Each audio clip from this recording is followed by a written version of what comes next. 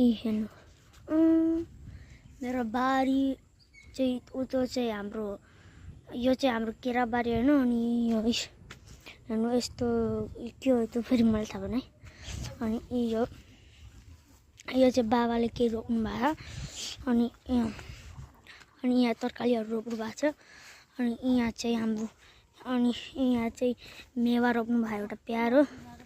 अनि यहाँ मेवै मेवा धेरै जस्तो यहाँ आइमा कसम यति लडीको यहाँबाट ब्रेक चाहिँ भइदिएछ मलाई।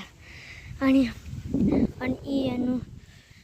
हेर्नु कति राम्रो हो हाम्रो यो के हो यो के हो यो मैले त चिनेन आइमा के हो किरा यार त्यहाँ त किरा रहेछ।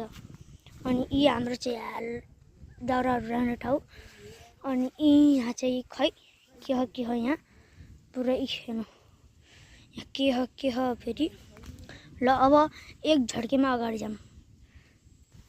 ल गाइस अनि मैले चुड्की बजाएपछि लप्पे आएँ।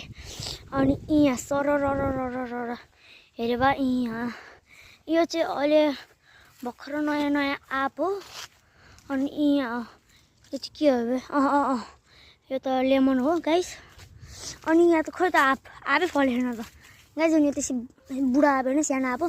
अनि उता चाहिँ लिचीको बोठा हेर्नु त म अलिकति हेर्नु लिचीको बोट अलि त्यो हावाहुरी चलिरहेको थियो र अलि नराम्रोसित देखियो होला।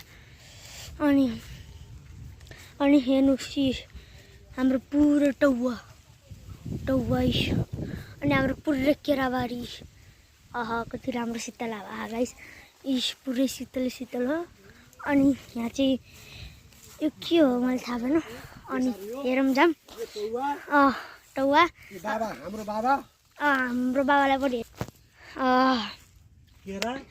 अनि केरा चाहिँ हेर्नु कति राम्रो। अनि यो बाबा के हो घाँस ठोटे घाँस रहेछ। अनि यो चाहिँ के हो त यो पनि त्यही रहेछ गाइस। अनि यो चाहिँ केरा कति धेरै।